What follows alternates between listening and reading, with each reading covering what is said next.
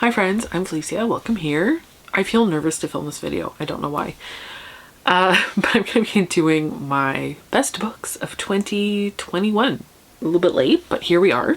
These are my favorite books that I read last year. I feel like I want to mention the worst books that I read.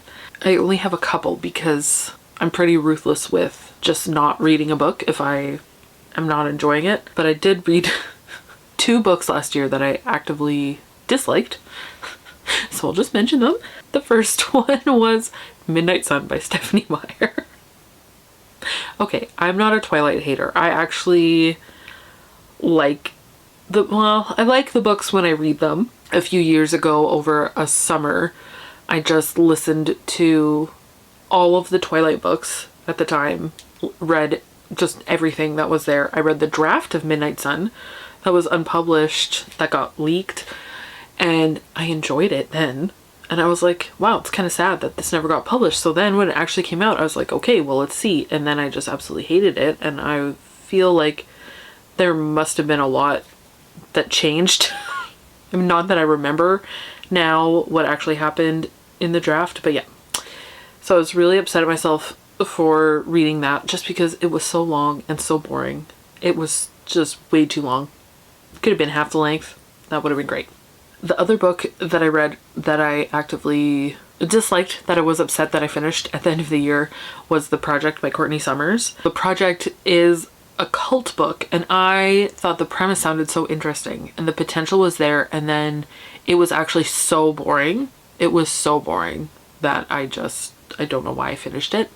It was so boring. So I was upset about that one, and Midnight Sun. Okay, so those are the 2 that I actively disliked that I wish I hadn't finished. I have a few books that I want to mention that are not necessarily favorite books, because you know, when you want to talk about your favorite books, they feel like more perfect books, and these books weren't perfect, but the reading experience of them was so good that I feel like I have to mention them. I actually have no idea how many books I'm going to talk about. I just made a list, so sorry if the lighting is bad. You know, it's after 5 p.m. so whatever, we're working with it.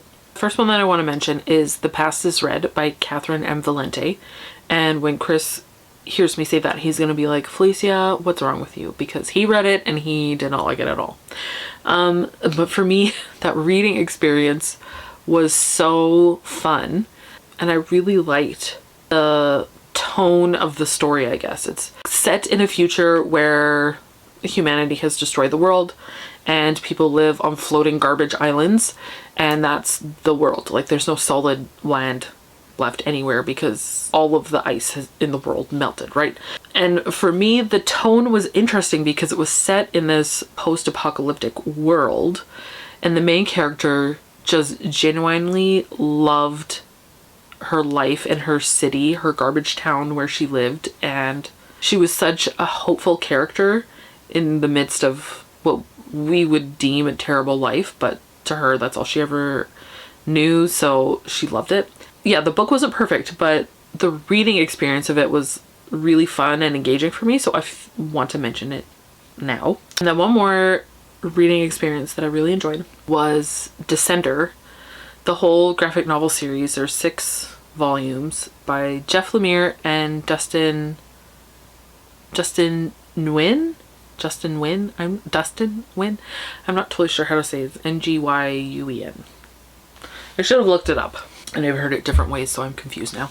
Yeah, I don't know if I can call it a favorite because I don't think about it a lot, but when I do think about it, I really think fondly of it. I love the art style, and it's a sci-fi story, and I think for me there was just a little bit missing with the characters. Maybe that's why it's not a perfect book for me, but still excellent. Really enjoyed it. So there's that. So these books are not really in any particular order until I get to the last book, because I do think that I can say that I had a singular favorite book from last year, and that will be the one that I talk about last. They're just kind of in a pile here. So first I have Mistborn and the Well of Ascension by Brandon Sanderson. This is a very well-beloved series, and I am also one that beloves it. I really am enjoying this series. I still have the last book to read. This is such a fun fantasy series, and I feel like I'm a fantasy newbie, especially with adult fantasy. I feel like this is a great introduction to adult fantasy. Yeah, I absolutely need to know how the story ends and how things end up, where things are going to go. Really excited to read the last book at some point this year soon, hopefully.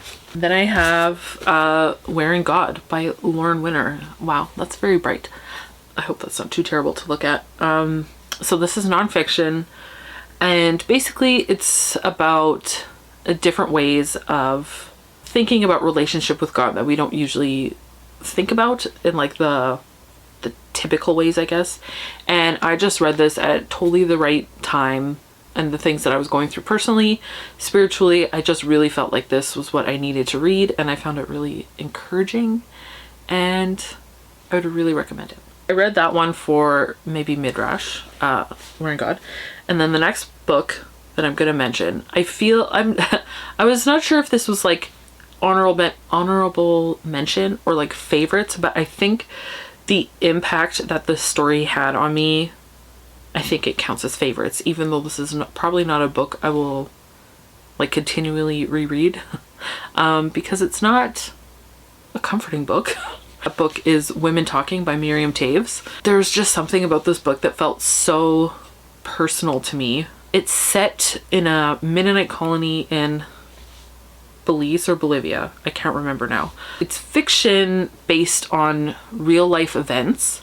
There's a group of women that are meeting over the course of a couple days, and they are deciding if they're going to leave the colony or stay there, and kind of trying to decide their future after these events that have happened to other women in their colony.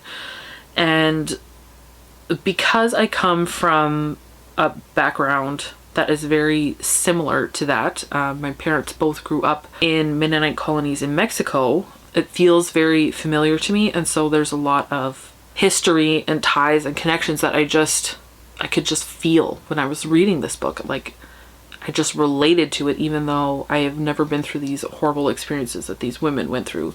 So yeah, and I still think about it quite often, the experience of reading the book. As I was looking through my list of books that I wanted to talk about, I just really felt like I wanted to mention that one, even though it's not like a happy book. The rest of the books on here are going to be really different in tone, but that one just really impacted me when I read it, and yeah, I just had to mention. It was one of my favorite books. Yeah. Another Canadian author, favorite author of mine, The Lola Quartet by Emily St. John Mandel. Emily St. John Mandel is one of my favorite authors. She might be my favorite living author. That's kind of hard to say definitively, but she might be. And this isn't even my favorite book by her, but just the fact that it's written by her, I absolutely loved it. I love her writing style so much, and even though she often writes very flawed characters that are unlikable, I still just need to know what happens to them. I just find them so interesting. This is essentially a story of a man named Gavin, and he finds out after kind of on a personal decline, he finds out that he might be a father with his high school girlfriend that disappeared and he never heard from again. Now it's 10 years later, and he finds out that he might be a father to her child. And that's kind of where our story takes off. And so we're going back and forth between kind of the events in the past of his girlfriend and her disappearance and other characters around her at that time, and then jumping forward to the present with Gavin and what he's discovering about that. So that's kind of our story. And so none of these characters are like nice characters that you like and that you really want to root for, but the way that they're written, they feel very human, right? So they, maybe, I guess that's the thing, is that they feel more like actual people than like book characters. Maybe that's the brilliance of it. But this is not my favorite book by her, but it's still a favorite book that I read last year, for sure. I guess I'm just going to keep going with the Canadian authors. I read 2 books by another favorite author of mine, and that's Revenge of the Vinyl Cafe. Storm just moved on my desk and startled me. And The Vinyl Cafe Notebooks by Stuart McLean. So I read both of these last year. I have a deep, abiding love for Stuart McLean. Everything that he wrote was just perfection to me. Revenge of the Vinyl Cafe is collections of David Morley stories. So this is fiction short stories. Perfection. Sublime. And then the Vinyl Cafe notebooks is actually collections of non-fiction written by Stuart McLean. So I think it's taken from like journal entries and other things like that. Notes from different tours that he did over Canada when he was touring with the Vinyl Cafe and things like that. And it's so wonderful and comforting. So I have to mention Stuart McLean books when I read them for the first time because they're just perfect for me. Just absolutely what I want to read all of the time. In a similar vein, another favorite book, Anthropocene Reviewed by John Green. This book just really took me on a ride. It was a very cozy ride. I really enjoyed it. This book was one of my most anticipated books last year. Words are hard today. It did not disappoint. So this is a collection of essays that John Green wrote. And it was interesting because he was writing this when the pandemic started. And so there are essays in here about that feeling. Like that just really took me back to the beginning 2 years ago now. Just that feeling that this captured those moments in history in my life and that I can look back on those feelings and they're accurately captured in here feels special, which feels dumb to say, but it does. And I mean, if you don't like John Green's fiction, you may very well like his nonfiction, and I would like him to just write endless more of books like this. I would really love that. So please, John Green, can you write more nonfiction? Because I love it. And I am a fan of his fiction. I still like it, so I really want him to write an adult fiction book. I really want him to move away from YA because I don't really read it anymore, but if he puts out more YA fiction, I will still read his. I just had to stand up to get this book, so I might be in a different position because I forgot to grab this one, but it is The Curse of the Boyfriend Sweater by Alana Oken. This is another collection of essays. Apparently collections of essays were just really working for me last year. And it's all about crafting and mostly knitting. Alana Oken is a knitter and a crafter, and I am also a knitter and a crafter. The essays in this book are really about how knitting specifically and crafting. I'm just going to say knitting.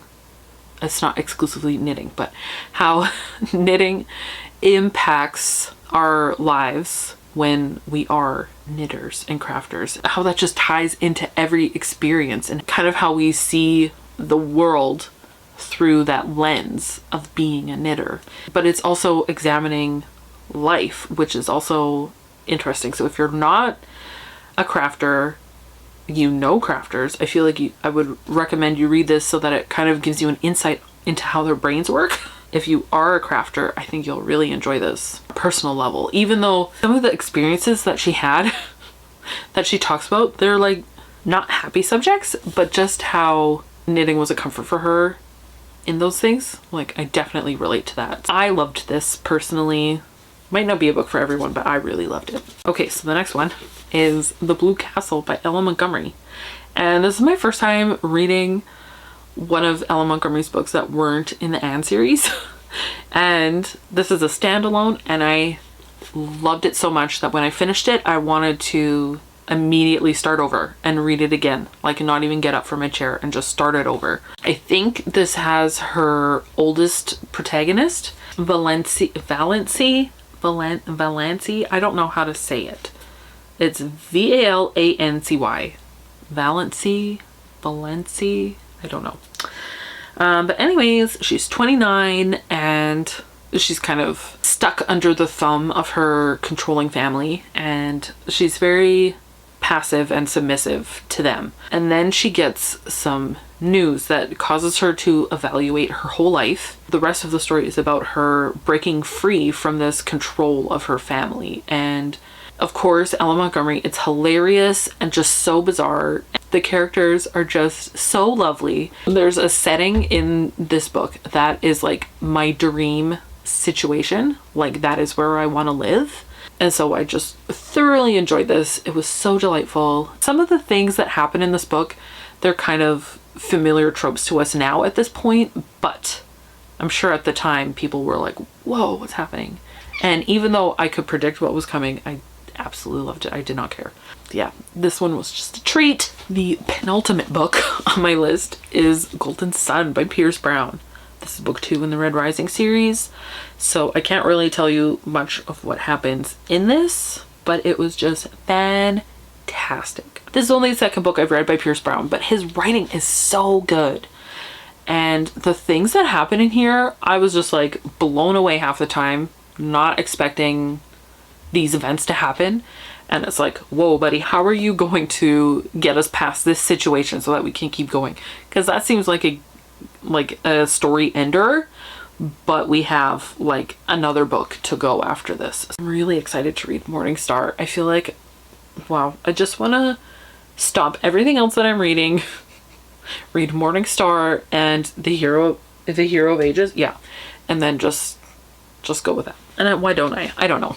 I think I've said what I need to say about this. It's just stunning. I love it. This book, the last book, this is my favorite book that I read last year. And I can say that pretty confidently, as you hear the hesitation in my voice. But this is the book that I think about the most. The one that I really want to reread already. I read it at this time last year. I think about it quite often. And now I just want to read books like this. Should I just tell you? You probably know what it is if you've heard me talking. If you've heard me talking over the last year. But it's The First 15 Lives of Harry August by Claire North. This to me is an almost perfect book. And I know that that's very high praise, and I know that's very subjective. To me, this book is just right up there at the top with the best books that I've ever read. Everything in this book I just loved. It's a story about a man who is born, lives a pretty ordinary life. He dies and goes back to the moment of his birth, and he lives his life over again. And he continually, when he dies, comes back to that moment and lives his life again. So that's kind of fits into the time loop trope, which I absolutely love. Like, give me just a time loop and I'm there. I don't even care if it's good or not. I'm there if it's a time loop. But the things that end up happening in this book are just so interesting, because as he keeps living his lives, you know, he keeps doing different things, carrying all of the memories and knowledge from his past lives. So that just creates a really interesting character to me. To me, the pacing was great. Like, I just couldn't put this down. I think some people will find this slow and boring, but to me, it's great. I love that. Slow and boring is great. That's character development, right? I should be careful with saying that. I can find books boring and slow, but like, it's not bloated. Like, everything is going somewhere eventually. It's not just taking its time for the sake of taking its time and upping up the page count. I don't know. Like, kind of how Midnight Sun felt way too long. It was just too long. Nothing was happening. It was the same things over and over. And this is the same things over and over, but it's not bloated and it's interesting. I'm going to stop saying bloated now. I just really loved this book. I want to read it again right now. I'm looking at it, I'm like, I just want to read this again right now. But yeah, so I really recommend this since it was my favorite book last year. Okay, so I did it. So that's my list of my favorite books that I read last year and the 2 books that I hated. If you've read any of these books, let me know your thoughts. It's totally okay if you disagree with me and you don't think that they're worth being favorite books. You know, we all have different tastes. If you are interested in them now, if you want to read any of these books now that I've talked about them, let me know. That's gonna be it. Storm is being really loud, breathing beside me. I don't know if you can hear that. I hope that you have a really good day. Thanks for watching, and until next time, so long, and thanks for all the fish.